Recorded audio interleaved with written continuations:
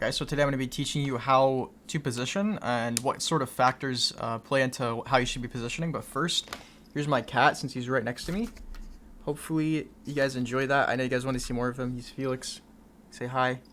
But yes, so the factors that determine positioning, there's a lot of them, but the main ones are going to be like the role and agent you play. So I picked Killjoy just for this example, but I know most of you are duelists, so I'm going to be talking about that, of course, as well.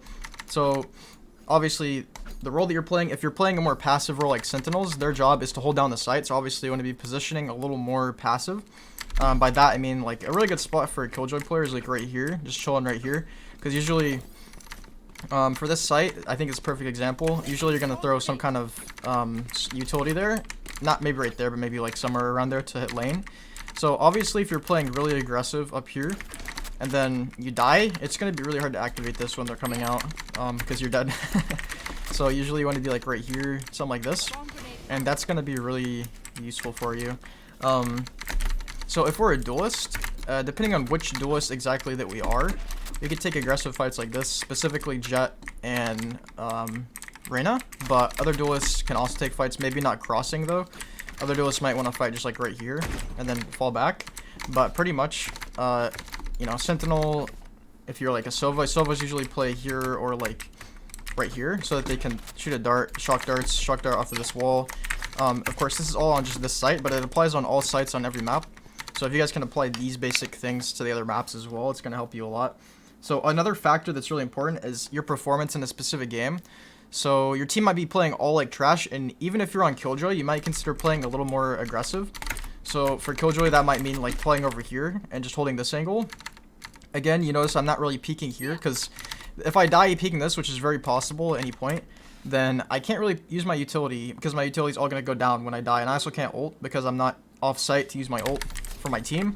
So this is a more aggressive spot from over here and backside, but allows you to see them here a little bit sooner from this angle.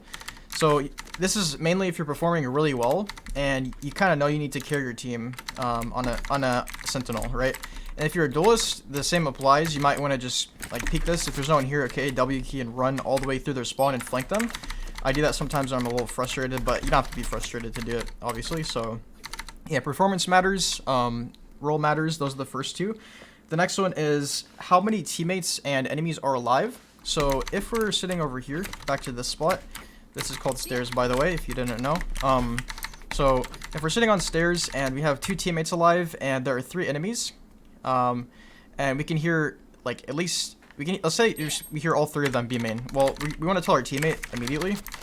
And we want to just chill right here because we know it's a 1v3 because our teammate's probably playing on A. But basically, this changes depending on how many enemies are alive. So if it's a 2v1 and your team has 2 players, enemy has 1, we could play a little bit more of a cheese spot, or even in this scenario, we can actually walk up in B main. This is because we only need 1 kill, and to take a 1v1, you don't have to worry about getting flanked from mid. You don't have to worry about sight, because you know, your turret's probably watching this anyway. And if your turret, if someone kills it from spawn, obviously you know they're in spawn. If someone walks out here, you have the turret here. But we can play a lot differently if it's like a 1v1 or a 2v1, 3v1, or even like a 1v2.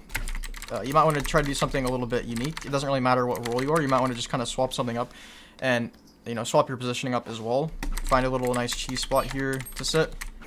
But all these things matter, and the last thing I wrote down is that there are many factors that are going to contribute to how you should position. These are only 3 of them. These are probably 3 of the most important ones, but again, you know, I couldn't name all of them in this video. Like, I don't know. You know, like what ults enemies have. That's actually a really good one. What ults enemy have, what abilities are they using? Like, are you getting naded? You probably shouldn't stand in the nade. If Raze has ult, you might want to move somewhere, because if she knows you play here, then she might just shoot the rocket from like right here. You might want to like leave a little bit, be careful. Stuff like that. You know, there's a lot of factors. So really think about your role. That's going to be the main ingredient to this, and also how well you're performing in a game. If you're playing worse, you should just chill a little bit. Don't be peeking, even if you're a duelist, every round. If you're performing poorly, if you're performing really well, even on a Sentinel or Initiator or whatever, peek a little more aggressively so you can carry your team if you need to carry your team. If you're just going for kills, just to go for kills, then, you know, don't do that. you still want to play the objective, play to win, but again, hopefully this is helpful. If you guys have any questions, again, like I said, all this stuff, I did it on B-site Ascent, but this stuff applies on A-site Ascent, it applies on every other site in the game. You just have to kind of figure out what spots are good for you, what spots do you prefer to play, depending on your performance on your agent, all of those things, right? So, again, hopefully this is useful. This is something else someone commented. If you guys have any guide suggestions, let me know. This is, very easy for me to make. If you guys want something and it sounds like a good video idea, I will absolutely make it. If you guys would like more positioning guides, let me know. And without further ado, I'll see you guys in the next one. Peace.